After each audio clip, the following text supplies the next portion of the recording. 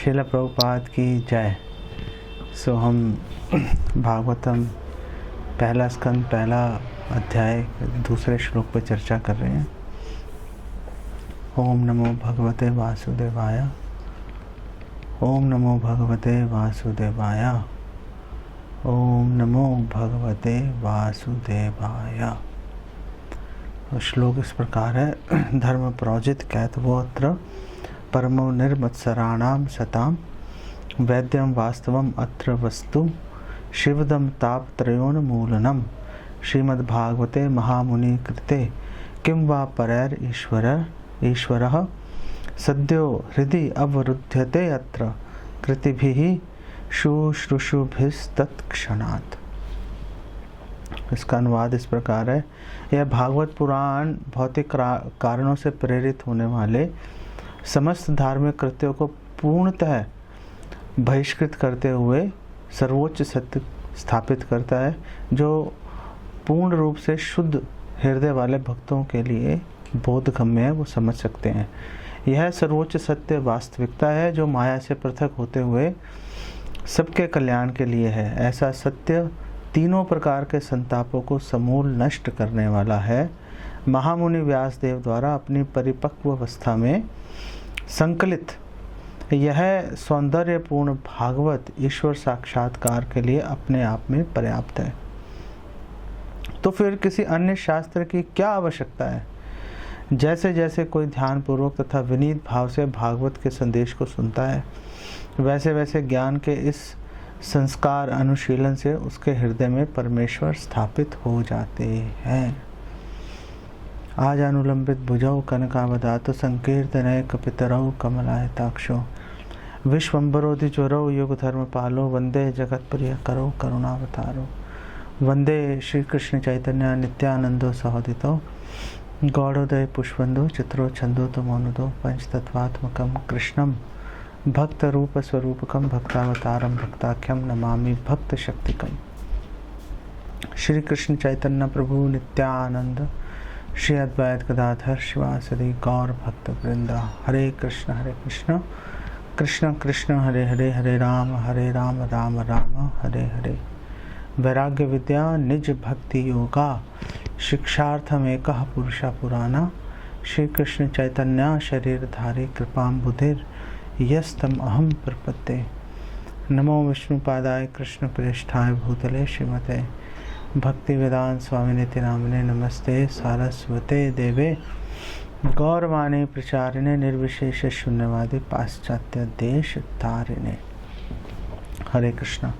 तो हम एनवी ईर्ष्या पे हम लोग बात कर रहे थे और हम डिस्कस कर रहे थे कि श्रील प्रभुपाद ने निर्मत्सरा नाम शब्द की जो अर्थ दिया, शब्दार्थ में उन्होंने दिया कि जो 100% प्योर हार्ट वाले हैं।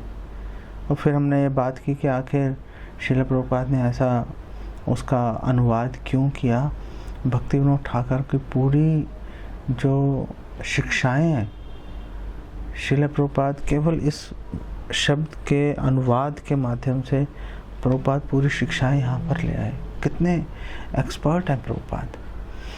और भक्ति विनोद ठाकुर ने बात की कि जो ईर्ष्या है, ये जितने भी अवगुण है, काम क्रोध लोभ मोह मद, ये सब जो है ईर्ष्या के अंदर समाहित है। इसलिए जब श्रील व्यासदेव बोल रहे हैं कि निर्मत्सरा नाम, तो इससे उनका मंतव्य, उन्होंने इसका अर्थ ये निकाला कि सभी अवगुणों से रहित हो गया, सभी दोषों से रहित हो गया। इसलिए 100% प्योर हार्ट की श्रील प्रभुपाद वहाँ पर बात कर रहे हैं। सो सवाल अब यहाँ पर यह आता है कि जो 100% प्योर हार्टेड व्यक्ति है, जो निर्मत्सर व्यक्ति है, उसको क्या देवी देवताओं की उपासना करनी चाहिए कि नहीं करनी चाहिए? क्या देवी देवताओं की उपासना करना अनिवार्य है भक्त के लिए या नहीं अनिवार्य है? अगर नहीं कर रहा है तो ऐसा तो नहीं कि वो निरादर कर रहा है, ईर्ष्या कर रहा है। वो शिव जी से, ब्रह्मा जी से, दुर्गा देवी से, गणेश जी से, तो अगर वो ईर्ष्या या निरादर के भाव से अगर वो नहीं कर रहा, तो इसका मतलब उसको भगवान की कृपा प्राप्त होगी कि नहीं होगी, क्योंकि एंड ऑफ द डे हमारे सभी आचार्य इंक्लूडिंग श्रील प्रभुपाद ये बोल रहे हैं कि कृष्ण का मतलब कृष्ण और उनके पार्षद। तो जब हम कृष्ण की पूजा कर रहे हैं और उनके भक्तों की पूजा नहीं कर रहे, तो फिर मतलब तकलीफ़ उसके अंदर आएगी कि भगवान प्रसन्न नहीं होंगे। और चैतन्य महाप्रभु बोल रहे हैं कि अगर किसी ने मेरी उपासना की और नित्यानंद प्रभु की उपासना नहीं की, तो चाहे कितनी उपासना कर ले मेरी, उसको कभी भी उसको मेरी कृपा प्राप्त नहीं होगी। तो इन सारे प्रश्नों के क्या उत्तर हैं, कैसे इसका हम समाधान कर सकते हैं? तो पहली बात है कि भागवतम में 1:2:26 में ये लिखा हुआ है कि जो भक्त है वो देवी देवताओं की पूजा नहीं करता। और भागवतम में लिखा है कि मुमुक्षवो घोर रूपान हित्वा भूतपति न था, नारायण कला शांता भजंती ही अनुसूयवा। जो अनुसूयवा है, जो निर्मत्सर है, जो ईर्ष्या रहित व्यक्ति है, वो भागवतम का श्लोक बता रहा है कि वो मुमुक्षु और जो निर्मत्सर है और मोक्ष की कामना कर रहा है, जो इस भौतिक संसार से बाहर निकलना चाहता है, वो व्यक्ति जो घोर रूपान हित्वा भूतपति यथा। भूतपति मतलब जो देवी देवता है, वो यहाँ पर बोल रहे हैं कि जो देवी देवताओं के घोर रूप है, जो घासली उनकी जो फॉर्म्स हैं, जैसे काली देवी हैं इत्यादि, भैरव है, इन सबको वो त्याग कर, हित्वा, इन सबको त्याग कर वो क्या करता है? नारायण कला शांता। वो नारायण भगवान और उनके जो अंश हैं, विस्तार हैं, उनकी जो है वो उपासना करता है। तो ये बात है। अब हम ये कह सकते हैं कि चलो जो भैरव है, काली देवी हैं, उनके तो रूप घोर हैं, विभत्स रूप है उनके, भयानक रूप है, लेकिन इंद्र तो बहुत सुंदर है, देवताओं का राजा है। शिव जी चलो मान लेते हैं कि वो हालांकि बहुत सुंदर है, लेकिन अपने शरीर पे हमेशा राख लगा कर रखते हैं, नर मुंड की माला उन्होंने डाली होती है, तो देखने में डर लग सकता है। तो लेकिन जो सुंदर है देवी देवता, आखिर सूर्य है, इतने प्रकाशवान है, चंद्र है, चंद्रदेव, तो आखिर इन लोगों का ये तो विभत्स नहीं दिख रहे। तो एक्चुअली में पहली बात यह है कि अब विभत्स की आप बात कर रहे हो, भगवान के रूप के सामने सब फीके पड़ जाते हैं। जैसे चैतन्य भागवत में वर्णन किया, चैतन्य चरितामृत में भी यही सेम वर्णन आ रहा है कि जब चैतन्य महाप्रभु अवतरित हो रहे थे, प्रकट हो रहे थे, तो जो चंद्र है उनकी सुंदरता के सामने लज्जित होकर संकुचित हो गया और उसको चंद्र ग्रहण बोल रहे हैं। और चंद्र ग्रहण में सब लोग गंगा नदी में स्नान करके जोर जोर से हरे कृष्ण मंत्र का जप कर रहे थे। तो भगवान की सुंदरता के सामने तो वैसे ही सब फीके हैं, पहली बात ये है। और दूसरी बात यह है कि घोर रूप, हम उनका घोर स्वभाव से भी बात कर सकते हैं कि जो देवी देवता हैं वो वास्तव में टेम्परेरी बेनिफिट्स देते हैं, फल देते हैं, वो टेम्परेरी होता है। तो उन टेम्परेरी फल जो हम भुगतते हैं, जो भोगते हैं एक्चुअली में, तो उस दौरान हमसे वापसी कई अच्छे और बुरे कर्म हो जाते हैं, तो संसार चक्र में फंस जाते हैं हम। तो उनसे जो वरदान प्राप्त होते हैं वो विभत्स हैं, जो उनसे वरदान मिल रहे हैं। तो ऐसे देवी देवताओं की उपासना छोड़ के, तो क्या उनकी उपासना छोड़ना उनका निरादर करना है? वेल, उपासना नहीं करनी चाहिए। उपासना तो एकेन मनसा, एकाग्रचित होकर, व्यवसायत्मिका बुद्धि एकेह कुरुनंदना, व्यवसायत्मिका बुद्धि का अनुशीलन करके मैक्सिमम प्रॉफिट कहाँ से मिलेगा, ये हमें जानकारी मिलने के बाद में हम एकाग्रचित होकर हमें कृष्ण भगवान और उनके विस्तारों की अर्चना तो करनी है, हमने पूजा करनी है, लेकिन जितने भी देवी देवता है हम उनका निरादर नहीं करते, हम उनका आदर करते हैं। उसी प्रकार जैसे एक स्त्री जब विवाह के बाद अपने पति के घर जाती है तो अपने सास ससुर जेठ जेठानी देवर इत्यादि पूरे परिवार का वो आदर करती है, लेकिन प्रेम केवल अपने पति से करती है। ऐसे ही हम लोग सबका आदर करते हैं। और चैतन्य महाप्रभु कह रहे हैं त्रिनाद अपि शूनिचेन तरोर अपि सहिष्णुना, एक घास के तिनके को भी आदर देना चाहिए। तो जब एक घास के तिनके को भी आदर देना चाहिए तो फिर हम देवी देवताओं का निरादर कैसे कर सकते हैं? उनकी उपासना नहीं करना उनका निरादर नहीं है। निरादर है कि हम उनके बारे में ईर्ष्यावश होकर कुछ उल्टी सीधी हम बात करने शुरू करते हैं, वो चीज़ गलत है। लेकिन हम ये जानकर कि शिव जो है वो कृष्ण के दास हैं, वैष्णवा नाम यथा शंभो, ब्रह्मा जी जो हैं वो तो अपनी तुलना ही कीड़े के साथ कर रहे हैं, इंद्र की तुलना ही कीड़े के साथ कर रहे हैं वो भगवान कृष्ण के सामने। यस्वेंद्र गोपम अथवेंद्रम अहो स्वकर्मा बंधानुरूप फल भाजनम आतनोति, कि इंद्र और इंद्र गोपम नामक कीड़ा दोनों बराबर है, दोनों के गले में कर्म बंधन की फांस लगी हुई है। तो कैसे ऐसे इंद्र की पूजा कर सकते हैं? धर्मोथ पाप निचया श्रुतयस्त पामसी ब्रह्मादि कीट पदगा, कि ये ब्रह्मा आदि कीड़े पतंगे अपनी तुलना भी कीड़ों से कर रहे हैं ब्रह्मा जी। तो चलो वो तो उनकी ह्यूमिलिटी भी है, लेकिन हमें ये भी पता चलना चाहिए कि ब्रह्मा जी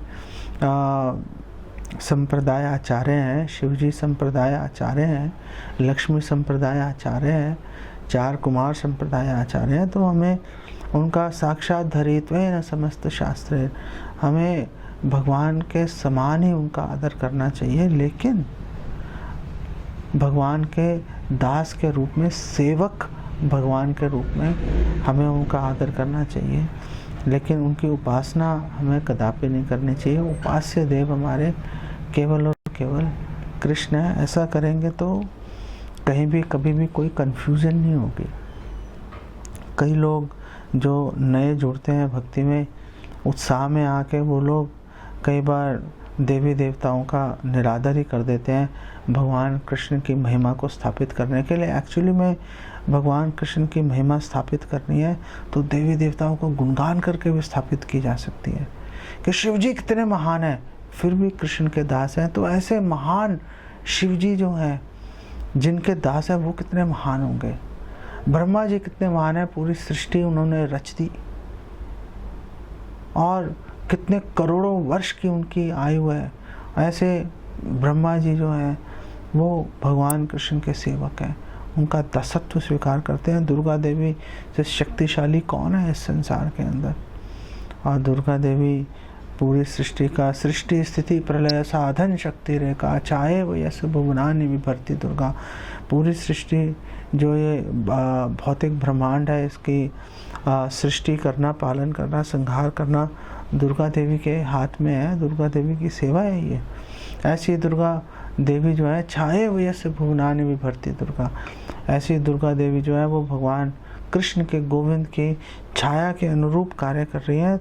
तो जिनकी छाया इतनी स्ट्रांग है, इतनी महान है, वो स्वयं कितने महान होंगे पुरुष।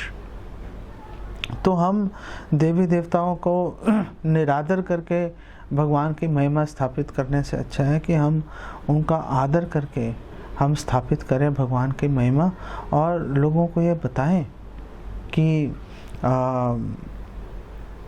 हम लोग एक्चुअली में देवी देवताओं के, हम लोग दुर्गा देवी के, शिव जी के, हम लोग ऐसा नहीं कि उनसे हेट करते हैं हम, या हम उनका निरादर करते हैं।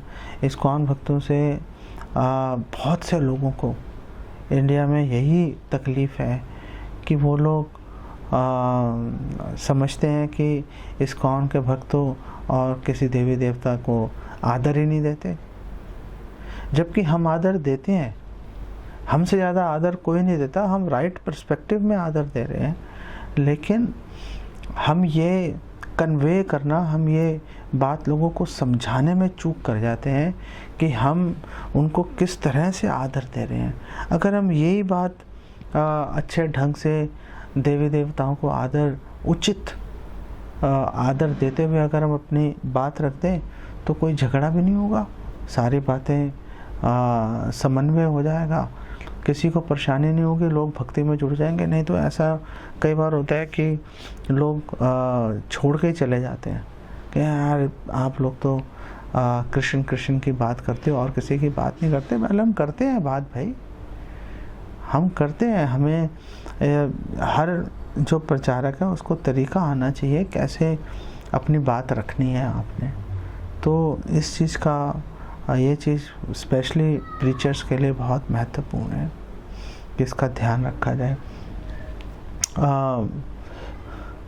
भक्ति सिद्धांता सरस्वती ठाकुर बोल रहे हैं कि भक्तों को बोल रहे हैं, ओ अपनी ईर्ष्या को त्याग दो और सभी जीवों के प्रति दया का भाव लेके आओ। जैसे भक्तिविनोद ठाकुर कह रहे थे ना कि अगर दया का भाव नहीं है इसका मतलब ईर्ष्या है। तो भक्ति सिद्धांत सरस्वती ठाकुर भी यही कह रहे हैं कि ईर्ष्या को त्यागो और दया का भाव लेके आओ। और कैसे दया का भाव लेके आओ, तो आगे इसको क्लैरिफाई कर रहे हैं कि जो ये गॉडलेस सोसाइटी है, जो भगवान विहीन जो समाज है, उनको बदलो, उनके अंदर बदलाव लेके आओ और उनको कृष्ण भक्त बना दो। और आप गुरु बन के दूसरों से ईर्ष्या करना मत शुरू कर दो कि मैं गुरु हूँ बाकी सब बेकार हैं। ऐसे विचार अपने हृदय में उनको मत पालो। और वो कह रहे हैं कि आप इसलिए गुरु मत बन जाओ ताकि आप भौतिक सुख आपको आसानी से मिलने शुरू हो जाए। ऐसे गुरु मत बन जाओ केवल औपचारिकता के लिए, जैसे ये गद्दी गुरु होते हैं, औपचारिकता के लिए गुरु बने हैं, कोई लक्षण नहीं है, कोई आध्यात्मिकता में उनकी मतलब अगर रुचि है भी तो कोई अकम्प्लिश्ड नहीं है। वो उनके पूर्वज, उनके बाप दादा कोई अच्छे भक्त रहे होंगे, बस उन्हीं के नाम पे उन्हीं के नाम को भुना रहे हैं और आगे बात चल रही है। पीछे मैं कई साल पहले एक इस्कॉन से बाहर की कोई संस्था है और बड़ी अजीब सी संस्था है, कुछ समझ नहीं आता क्या बोल रहे हैं। तो मैंने देखा कि एक छोटा सा लड़का गद्दी पे बैठा हुआ था व्यास आसन पे और प्रवचन दे रहा था। बिल्कुल वाहियात लेक्चर थे उसका, कुछ समझ नहीं आ रहा भाई क्या बोल रहा था। और उसके सामने जो है मैंने देखा कि भगवा कपड़े पहने हुए सैकड़ों लोग बैठे हैं, उसको ऐसे करके देख रहे हैं गौर से। मैं यार हो क्या रहा है ये आखिर। तो फिर जब वो कैमरा थोड़ा इधर उधर भी घूमा बीच में, तो मैंने देखा उसके माँ बाप बैठे हुए और उसके जो पिता हैं और उसके पिता जो थे दादा उस प्रवचनकर्ता के, उन्होंने अपनी पैठ बना रखी थी। तो आगे गद्दी से गद्दी पे वो लोग चल रहे हैं। वो लोग कोई गुणों की, कोई आपकी भक्ति कितनी गहरी है उसकी कोई बात ही नहीं कर रहा। आप बस औपचारिकता के तौर पे हो, मेरे दादा बहुत बड़े गुरु थे, मेरे पिताजी भी। अब पिता के अंदर भी पता नहीं गुण थे या नहीं थे, बैठ गए, बन गए, टाइम निकाल दिया पूरा का पूरा, आगे अपनी गद्दी उसको सौंप रहे हैं, उसको ले भाई तू ले। और जो सबसे बड़ी जो बात है वैराग्य का, वो वैराग्य कहीं दिख ही नहीं रहा। वो उनके परिवार के, मैंने एक वीडियो देखी थी यूट्यूब की, विवाह का था वो, जैसे राजा महाराजाओं की तरह विवाह कर रहे हैं। भाई क्या कर रहे हो आप यार, वैराग्य कहाँ पर है? आप पूरी दुनिया को वैराग्य की शिक्षा दे रहे हो, आपका वैराग्य कहाँ गया? आप गुरु बन गए ताकि आपको भौतिक सुख आपको मिलता रहे, औपचारिकता के तौर पे आप बन गए गुरु और बस आपकी आजीविका का साधन चालू हो गया। ये क्या तरीका हो रहा है? ऐसे लोगों से बच के रहने में भलाई है। अब ऐसे लोगों से आप कैसे बचोगे, वो तो आप ही के ऊपर निर्भर है। अगर आप ही उसको अच्छी तरह, अगर आप चीज़ों को एनालाइज नहीं कर पाए, ये समझ नहीं पाए कि क्या सोना है और क्या पीतल है, तो आप सोने के भाव में पीतल खरीदते रहना, अपना घर भर लेना उससे। उसका क्या इलाज हो सकता है। तो आगे भक्ति सिद्धांता कह रहे हैं कि अगर आप अपने गुरु के और कृष्ण के एक निष्ठावान अगर आप सेवक बनते हो तो आप उनकी कृपा प्राप्त कर सकते हो, फिर कोई डर की बात नहीं रहेगी, फिर आप कभी विचलित नहीं होंगे। हाँ, भागवतम में लिखा हुआ है 11वें स्कंद में कि आप नेत्र निमिल्य वा धावन निमिल्य वा नेत्रे ना स्खलित ना पतेतिया, कि आपने आँखों पे पट्टी बांधी हुई है और आप भाग रहे हो फुल स्पीड से, ना आप गिरोगे ना फिसलोगे, दोनों ही चीज़ें नहीं होंगी, पूरी स्पीड से भाग लेना। ये कोई डर की बात नहीं। भगवान कृष्ण कह रहे हैं माँ शुचा, घबराओ मत, मैं तुम्हारे साथ हर क्षण, मैं तुम्हारे साथ हूँ, मैं तुम्हें प्रोटेक्ट करूँगा।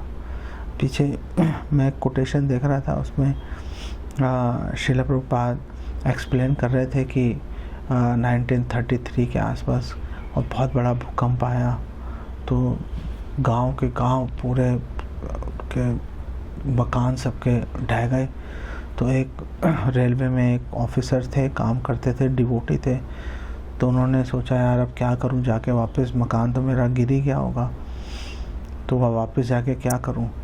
तो जब वो लेकिन वहाँ पे गए देखने के लिए तो आसपास के सारे मकान गिर गए थे, उन्हीं का एक मकान खड़ा हुआ था। तो प्रभुपाद ने बोला देखो भगवान प्रोटेक्ट करते हैं, ऐसी बात नहीं कि भगवान प्रोटेक्ट नहीं करते। सो कोई अगर हम गुरु और कृष्ण के अगर हम निष्ठावान सेवक बने रहेंगे तो उनकी कृपा भी प्राप्त होगी और कोई चिंता का विषय भी नहीं रहेगा। अदरवाइज भक्ति सिद्धांत सरस्वती कह रहे हैं अदरवाइज नहीं, तो अगर आप नहीं बने निष्ठावान सेवक तो आपका पतन निश्चित है। लिख रहे हैं योर डिग्रेडेशन इज गारंटीड। भक्ति सिद्धांत सरस्वती आगे कह रहे हैं कि हम लोग भौतिक प्रकृति पर अधिकार जमाने की, स्वामित्व जमाने की हम पूरी चेष्टा करते हैं और हमारा आध्यात्मिक जीवन बचाने का हमारा केवल एक ही आशा है कि हम शुद्ध भक्तों के संग में रहें।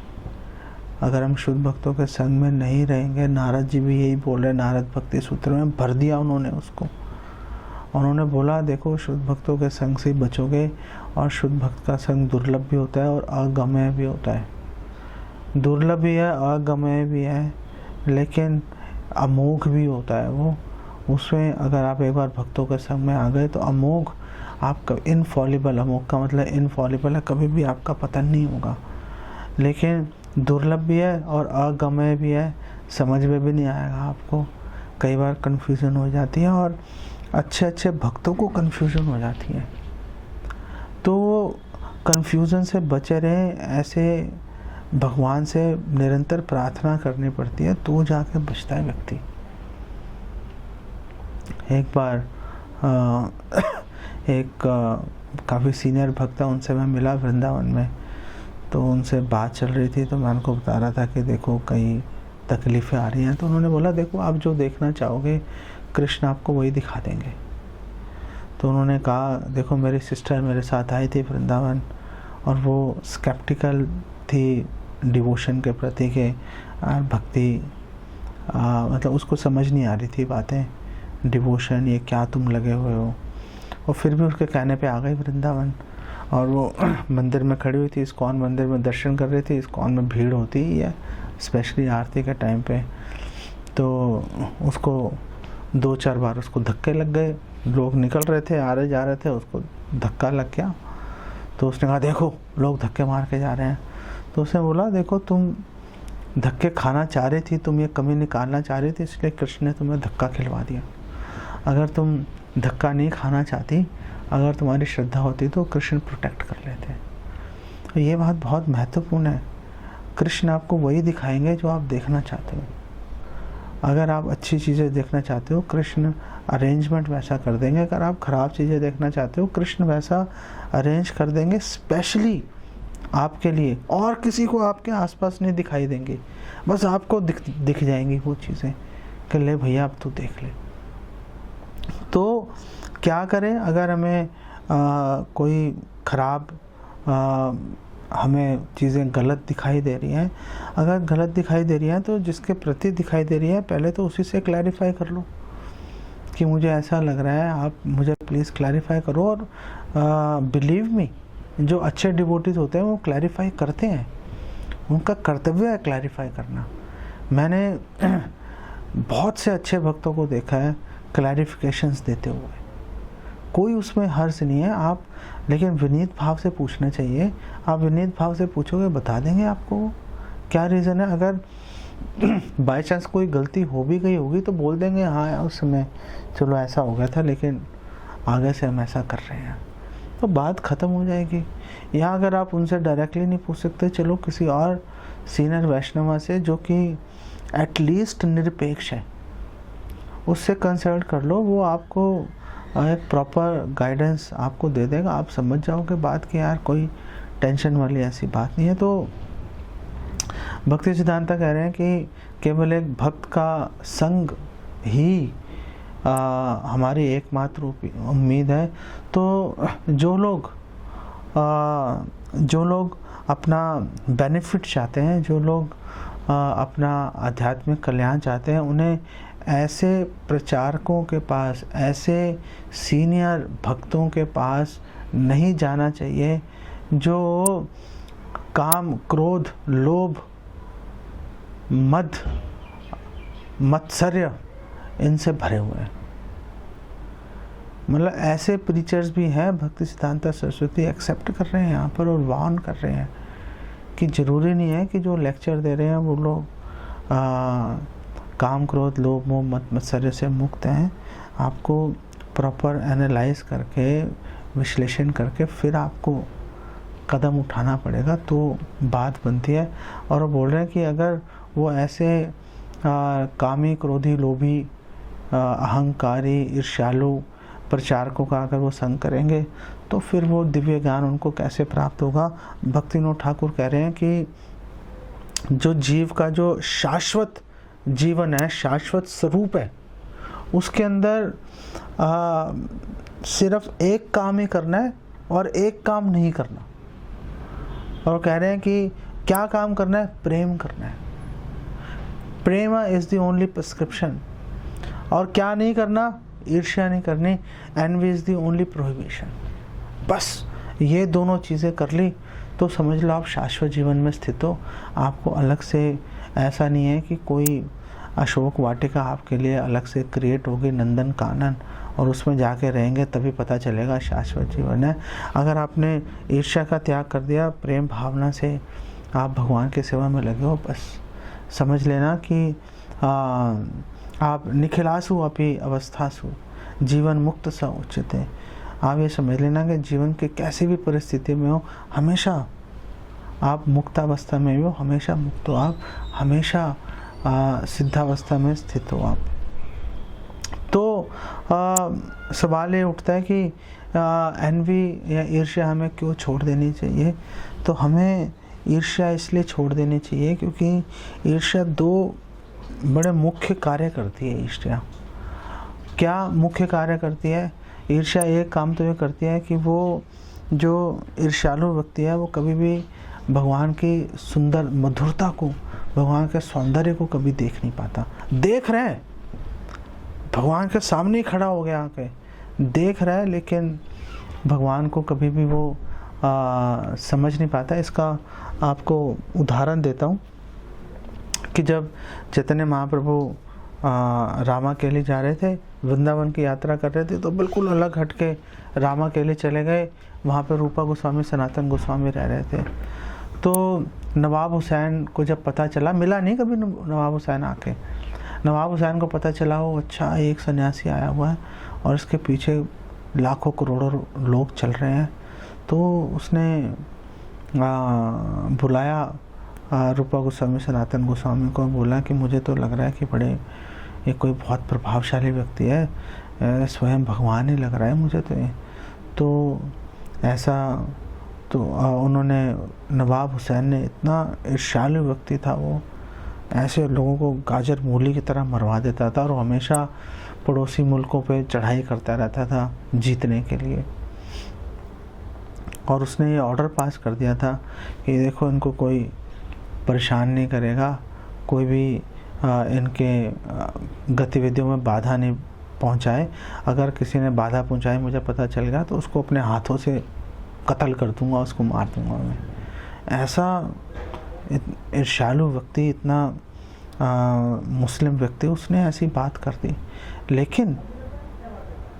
लेकिन जो ईर्ष्यालु व्यक्ति है वो व्यक्ति, उसके बारे में बताया कि कह रहे हैं कि माथा मुड़ाइया सन्यासीर वेश धरे चतनेर गुण सुने पोड़े अंतरे, कि जिन्होंने अपना सिर मुंडवा लिया, गंजे हो गए और सन्यासी का वेश धारण कर लिया।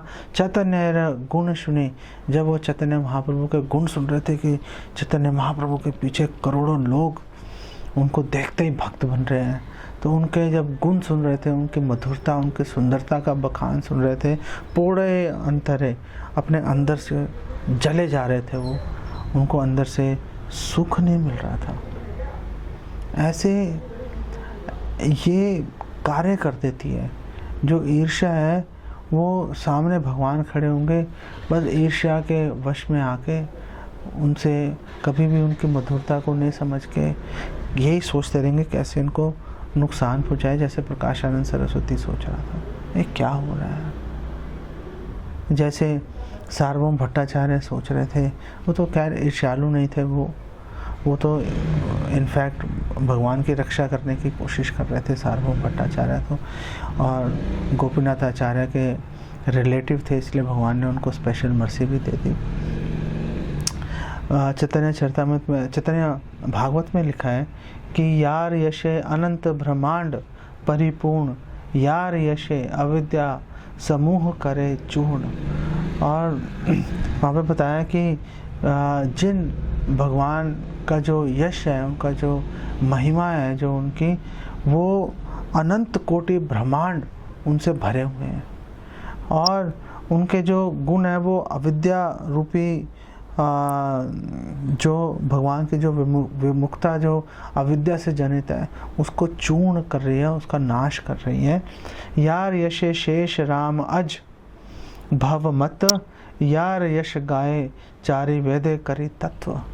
और जिनका यश उनके बारे में सुन के और उनका गुणगान करते समय अनंत शेष रमा लक्ष्मी देवी, अज ब्रह्मा जी, भव शिव जी, ये सब उन्मत्त हो जाते हैं ये लोग, और जिनका यश चारों वेदों में बहुत ही तत्वपूर्ण तरीके से उल्लिखित है। इसके बारे में भी हमने काफ़ी विस्तार में चर्चा किया था। हेन श्री चैतन्य यशे यार असंतोष, सर्व गुण थाकी ले हो तार सर्वतोष। और अगर कोई व्यक्ति गुणों की खान है, लेकिन अगर वो ऐसे चैतन्य महाप्रभु के यश के बारे में सुन के उसके हृदय में असंतोष आ रहा है, ईर्ष्या जनित असंतोष आ रहा है, सर्व गुण थाके ले हो तार सर्वदोष, सारे उसके गुण जो हैं वो सारे दोष ही हैं, परम दोष। जैसे एक सांप है, सांप के अगर सिर पे मणि है तो उससे सांप की सुंदरता बढ़ती नहीं है, उससे बल्कि उसको मणिधारी सांप को देख के तो लोगों का डर और बढ़ जाता है। लोगों को ये पता चल जाता है यार ये तो और भी ज़्यादा विषैला होगा, इससे दूर रहना चाहिए। तो उसके गुण ऐसे ही होते हैं जो चैतन्य महाप्रभु से ईर्ष्यालु है, सारे गुण हैं उसके अंदर, लेकिन फिर भी उससे दूर रहना चाहिए। फिर भी उसके पास जाएंगे तो बात नहीं बनेगी, तो हमें नुकसान हो जाएगा। मायावादी भाष्य सुन ले है सर्वनाश। तो लेकिन अगर कोई ऐसा व्यक्ति है जिसमें कोई गुण है ही नहीं, लेकिन भगवान से ईर्ष्या नहीं करता वो, तो चैतन्य भागवत में बोल रही है कि सर्वगुणहीन यदि चैतन्य चरणे, स्मरण करेले याय वैकुंठ भुवने।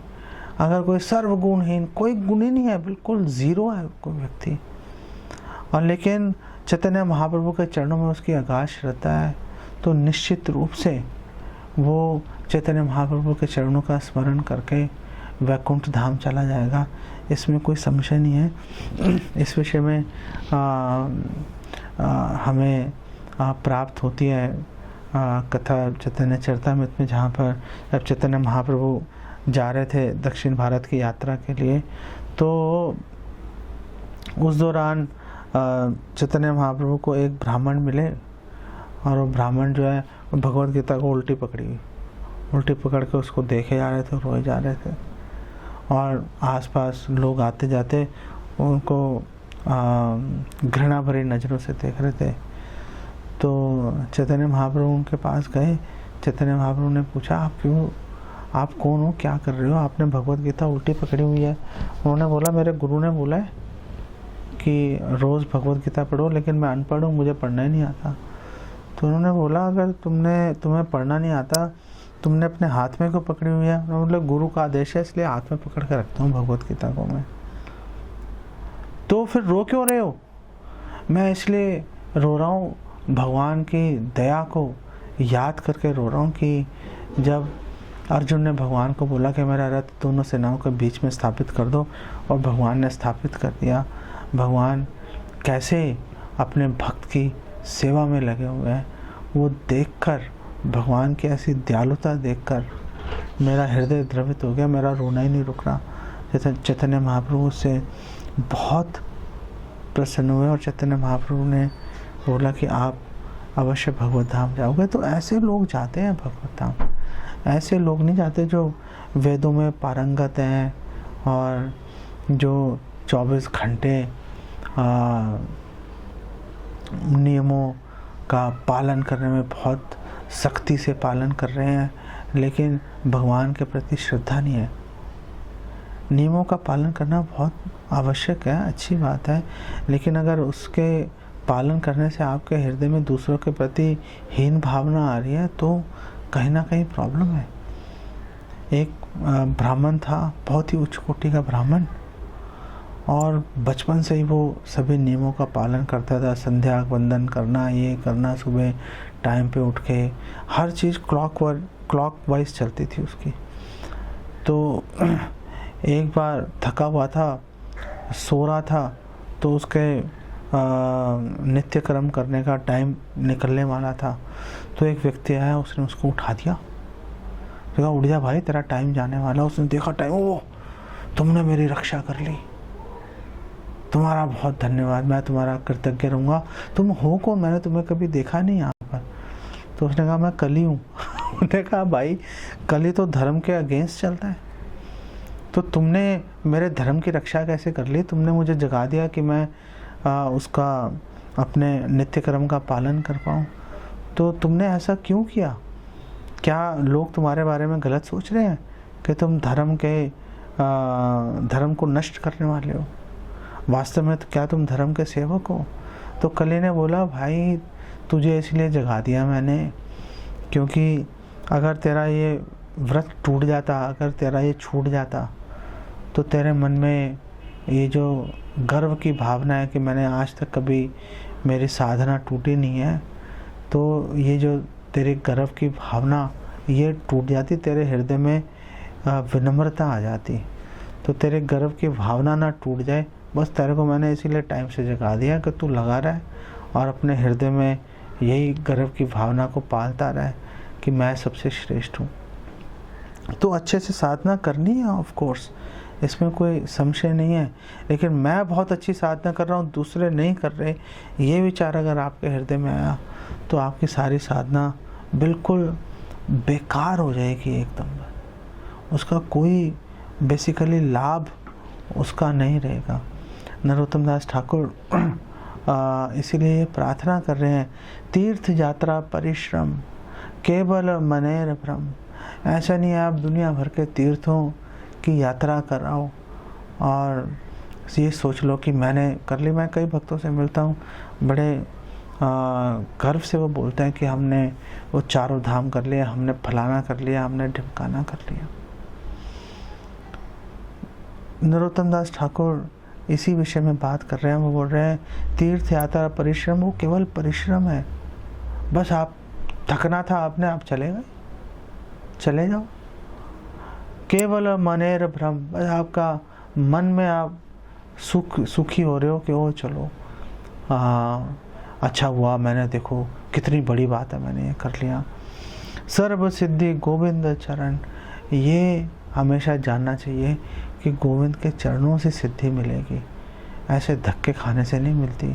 और आगे कह रहे हैं कि दृढ़ विश्वास हृदय धरी, मद मात्सर्य परिहरी। अपने हृदय में दृढ़ विश्वास रखें कि गोविंद का भजन करेंगे तो सभी सिद्धि उन्हीं से प्राप्त होगी। और आपके हृदय में जितनी भी ईर्ष्या और अहंकार जो भरा है, परिहरी, उसका त्याग कर दो भाई। उसका त्याग करने से आप सुख का अनुभव कर पाओगे। मद मात्सर्य परिहरी, सदा कर अनन्या भजन, और तभी आप अनन्य भजन कर पाओगे, तो बात बनेगी। और चैतन्य महाप्रभु यही बात कर रहे हैं, अमानी ना मान देन कीर्तन सदा हरि। अगर आपने सदैव हरि का कीर्तन करना है तो अमानत होना पड़ेगा आपको पूजा लाभ प्रतिष्ठा से आपको अलग होना पड़ेगा। कोई दूसरे लोग अगर भक्ति में आगे बढ़ रहे हैं तो उनको देख के खुश होना पड़ेगा, बजाय कि अपने मन में कुढ़ते रहने के।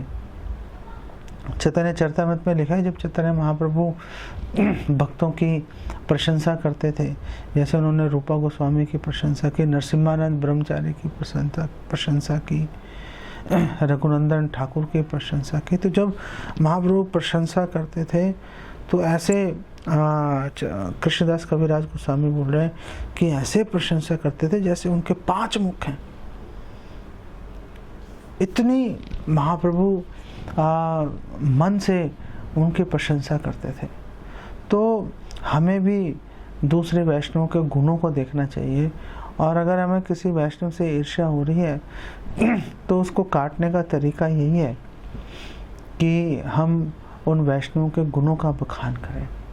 अगर हम उनके गुणों का बखान करेंगे उनके सामने भी और उनकी पीठ पीछे भी, तो हमारे मन में उनके प्रति कोई भी अगर शंका होगी, कोई भी मतभेद होगा, ख़त्म हो जाएगा वो।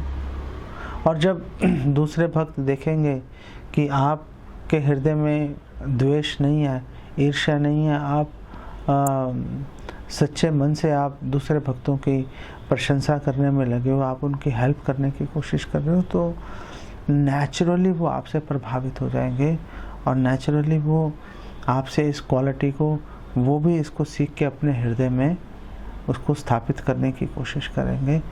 तो ही इससे हमें आगे लाभ प्राप्त होंगे।